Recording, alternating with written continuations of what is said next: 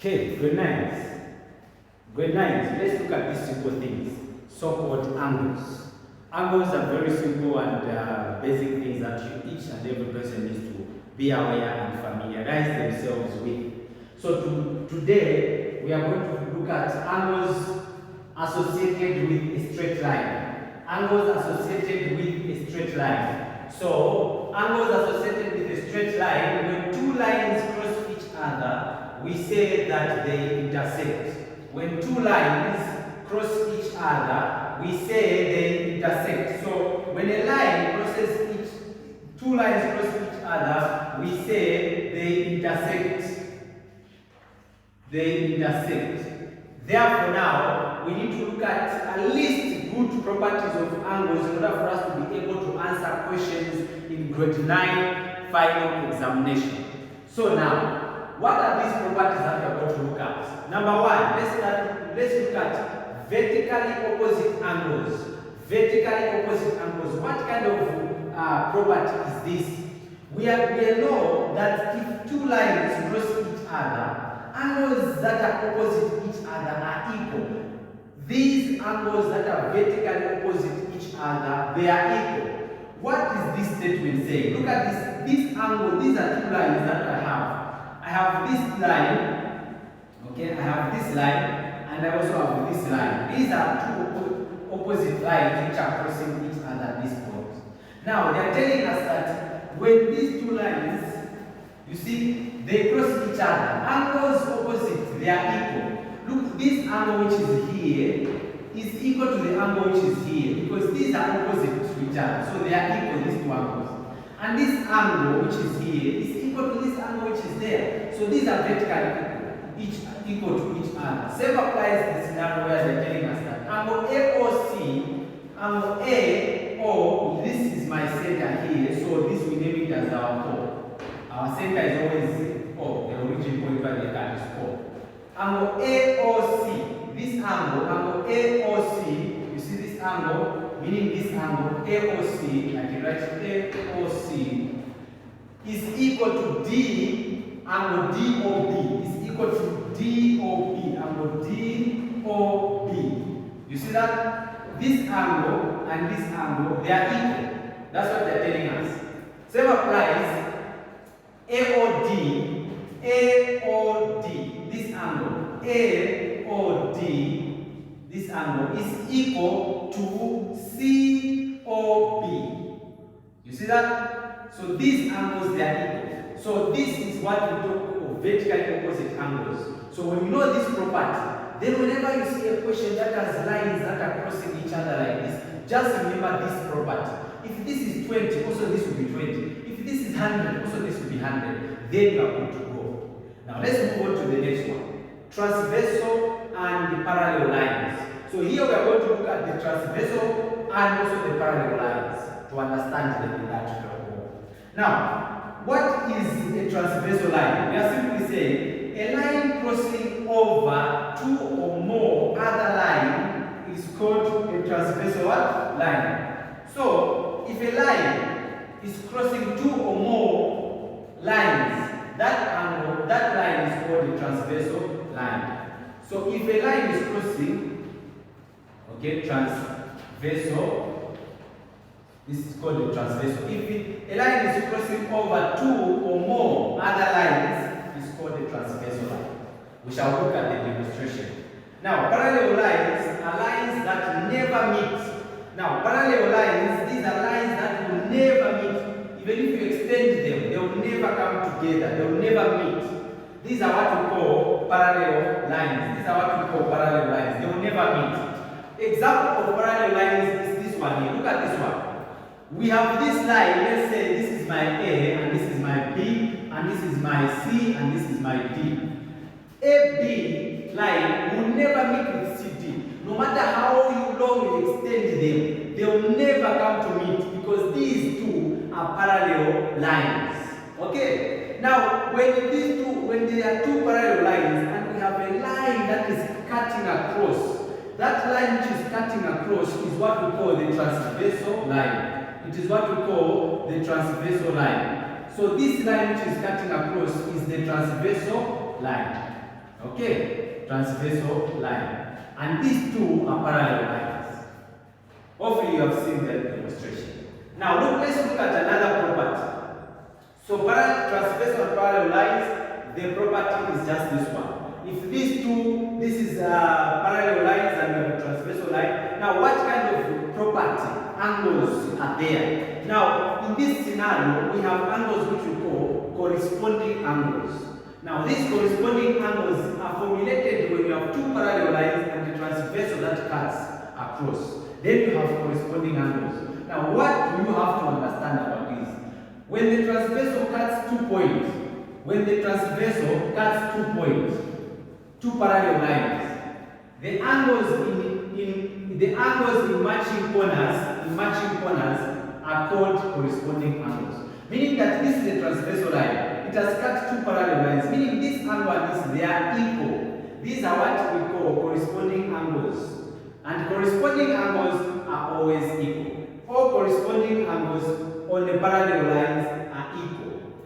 So if you have two parallel lines, and let's say they tell you this angle which is here is equal to this angle which is there, because these and these are corresponding angles.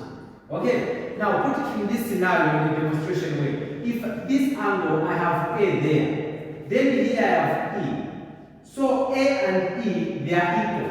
A and E, they are equal. Same applies B and F, they are what? Equal, because these are corresponding angles.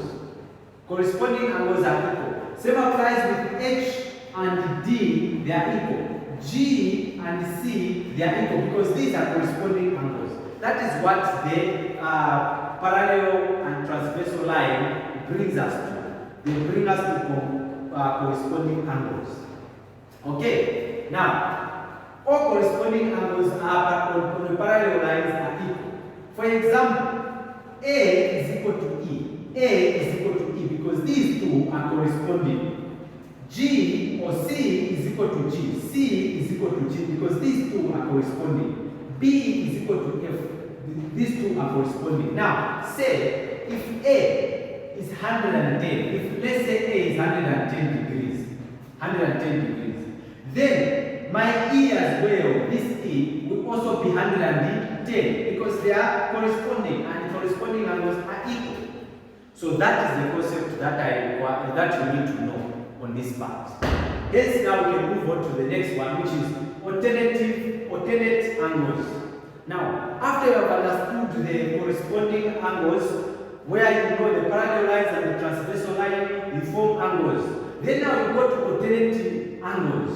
Now, alternate angle, you will be surprised that the transversal line and the parallel lines will be repeated. So now you just need to know which one is my alternate angle and which one is my corresponding angle. Then you will be able to answer the questions that come without fail. Now, what is an alternate angle? When two lines are cut by a transversal line, two lines which are parallel are cut, but sometimes they will be parallel, sometimes not parallel. They are cut by a transversal. A transversal what? A transversal. Alternate angles are formed. Just these two lines you see them. You cut with the transversal line. Alternate angle, automatically they are formed. Okay, now, how do I know it? If the lines are parallel, meaning they will never meet, alternate angles are equal. Simple and full stop. Don't argue. That is it. If the lines are parallel and the transversal cuts across, the alternate angles are what? Equal. So now, let us identify these alternate angles. They are simply saying we have two parallel lines, these two parallel lines. And now, these parallel lines, we have a transversal line which cuts there. Now, when you look closely, you are able to see that there is angle X here. This is angle X. And therefore, we also have here angle Y.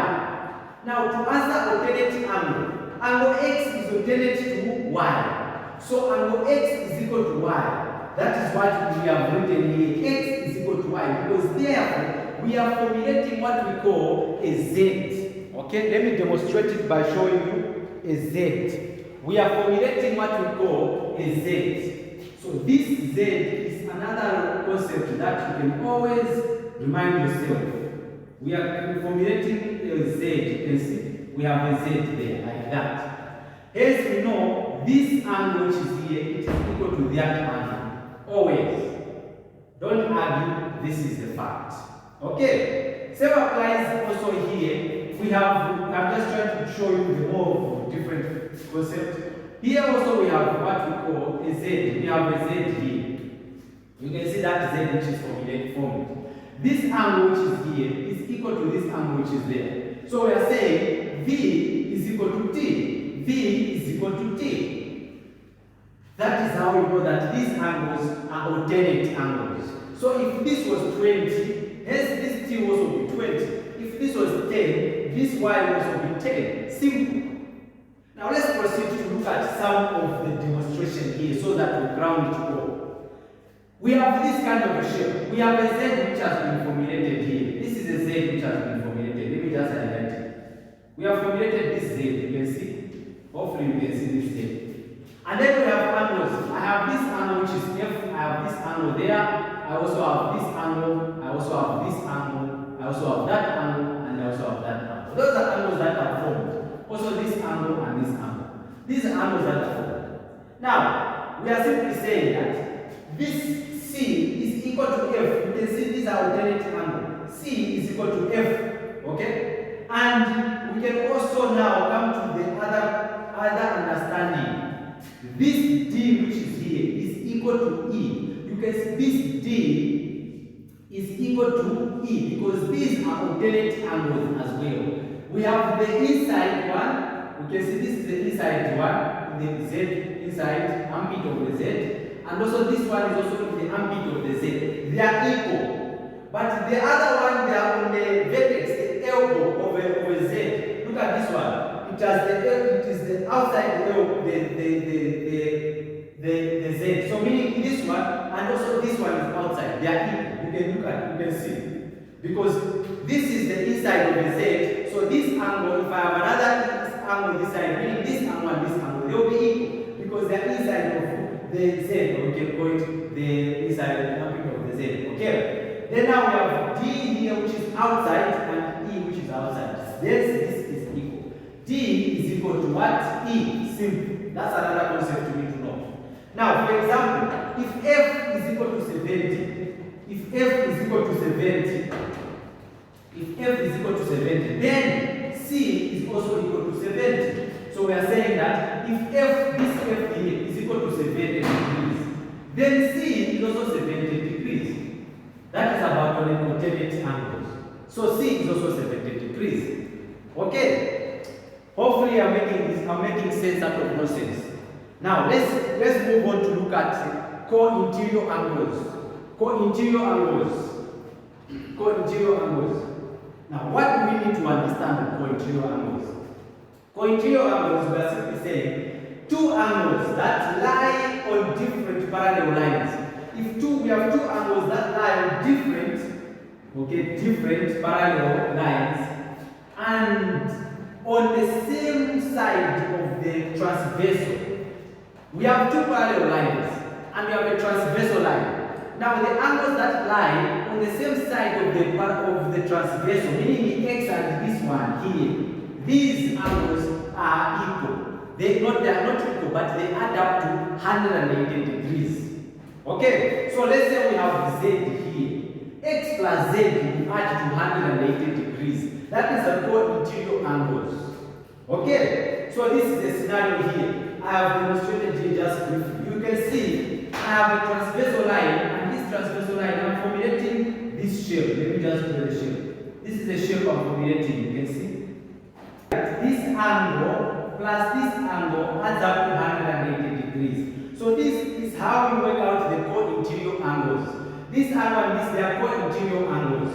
Okay, so if you want, in other ways, you can say this angle which is here plus this angle, these two angles should give you 180 degrees. That is about co-interior angles. Let's look at this example which is here. Look at this. We have been given two parallel lines. We have this parallel line. Let's name this one to be my A and this one B. Then C and D there. Then they have drawn the transversal line. Given the transversal line, this transversal line is creating what we call corresponding angles, alternate angle, co-interior angles. They are being formed with the transversal line. So, according to the co-interior angle, we are simply saying that M plus Q, when I add these two angles, I should be able to get 180 degrees. This is M and this is Q angle. When I add this angle plus this angle, I should get 180 degrees. This is the statement which is here.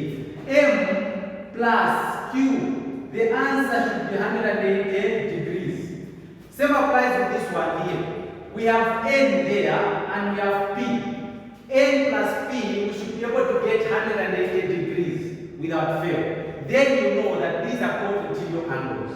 I think now we have completed the circle. Because all what we have been trying to do is to complete the circle. And if you can see, this angle and this angle, we have looked at it in the corresponding angles. M is corresponding to the outside. This M is corresponding to this one. This M is corresponding to Q. N is corresponding to this angle. So we know this corresponding. Now we go interior and we also know the alternate angles now. So now the circle is complete. Now let's see if you understand this by simply doing a simple example here. And see. The example is, in the diagram below, AB is parallel to CT. AB is parallel to CT. And EF is a transversal. EF is a transversal line. And these AB and CT, they are parallel. Therefore now, we are saying, angle APQ, angle APQ, meaning angle APQ, angle APQ, this is the angle we are talking about. It is 130 degrees, meaning that this angle is 130 degrees. You have been given. Find angle PQC. So you have to identify where angle PQC can be. Once you identify it, then you can easily find it. Now let's identify PQC. So they are simply talking of us finding the angle PQC. This angle which is here. We need to find this angle PQC. So how can I find the angle PQC? Solutions. Let me just write here, give solutions. Solutions. Okay, solution. Now what finds angle? Remember this is the symbol for angle. So angle PQC. How can I find this angle PQC?